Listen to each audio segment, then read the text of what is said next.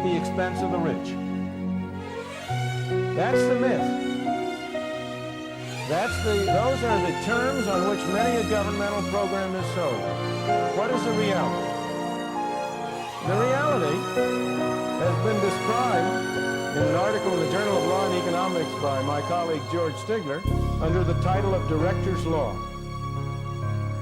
And Director is the name of Aaron Director, who was a professor at the University of Chicago Law School.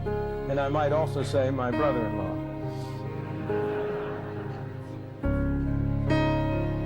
Director's law is that almost invariably government programs benefit the middle income class at the expense of the very poor and the very rich.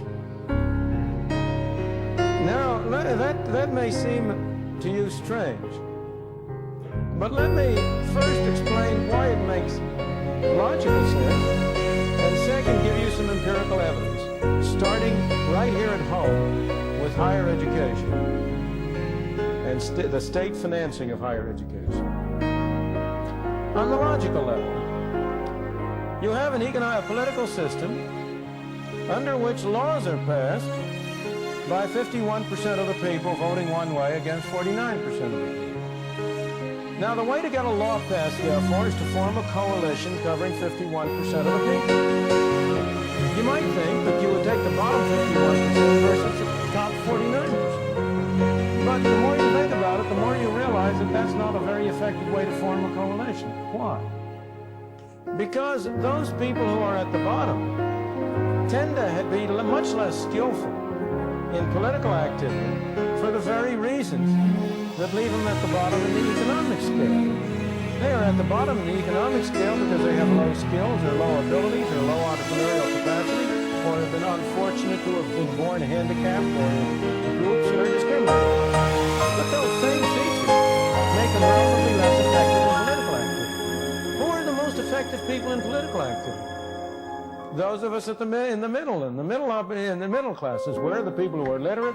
Where are the people who write for the newspapers? Where are the people who mount the hustings? Where are the people who provide the candidates? Well, you might say, why doesn't the coalition come from the top all the way down 51%? Well, the answer is the G. Those people at the top, that's a place you can get a lot of money from. And it's worth sacrificing a few votes to get a large fraction of a tax base. And therefore, the logically most reasonable coalition is sort of 51% of the people running from the lower middle class to the upper middle class and leaving out the very rich at the top and the very poor at the bottom. Now, it doesn't always work that way. Sometimes the very rich are able to use their money to get an effective coalition. But most of the time, that's the way it works.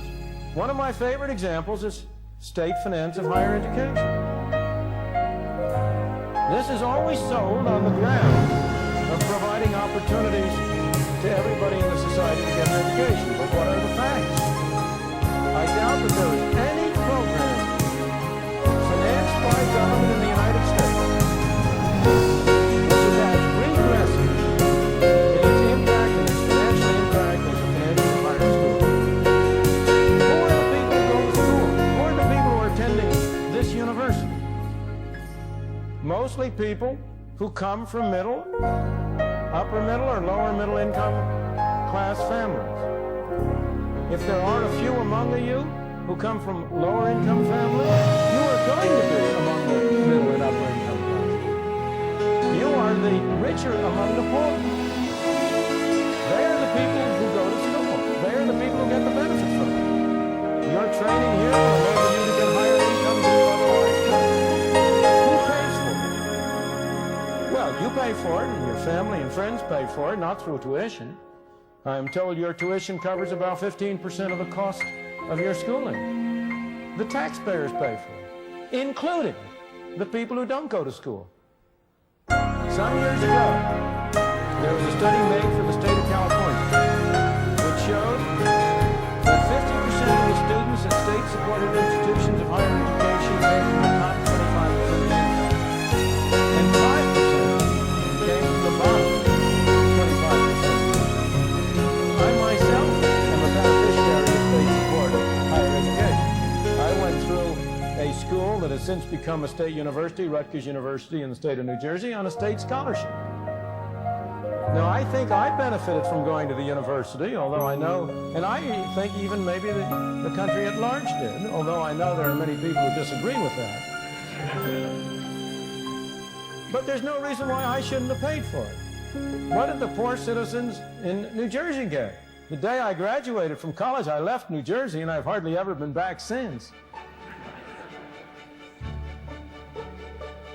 There's a strong case to be made that everybody who wants to go to university should have an opportunity to do so, provided he's willing to pay for it. Not necessarily right now.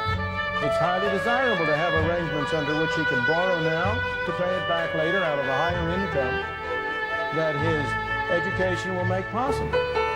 But there is no justification for imposing taxes on lower income people to finance the schooling of people who are or will be in the higher income group.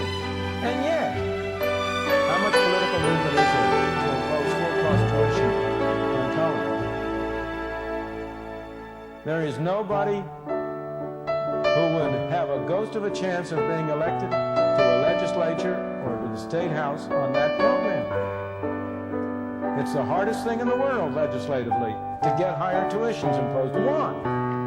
Because the middle class looks after itself. Because of director's law. Now, what's true for higher education is true in every other area. Consider Social Security. Now, Social Security is also sold as a program to benefit the poor. What are the facts?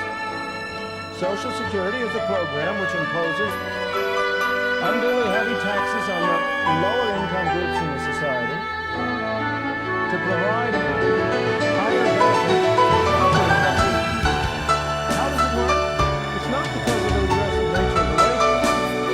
It's not because of the structural benefits, it's because of the very simple phenomenon. At what age do younger men from the lower classes go to work? 16, 17, 18. That's when they start to pay Social Security. At what age are you people going to go to work and start paying Social Security? Some of you may, in part-time jobs, have been doing so. But you will be a full-time Social Security payers only when you reach your middle 20s. So they will pay taxes for more years than you will pay taxes. Next, which one is going to receive benefits for longer? Every demographic study has shown that the average expected length of life of middle and upper income classes is longer than the average length of life of people from the lower income classes. So those poor suckers are going to pay taxes for more years and receive payments for fewer years than you and I would. Now, some of us, by virtue of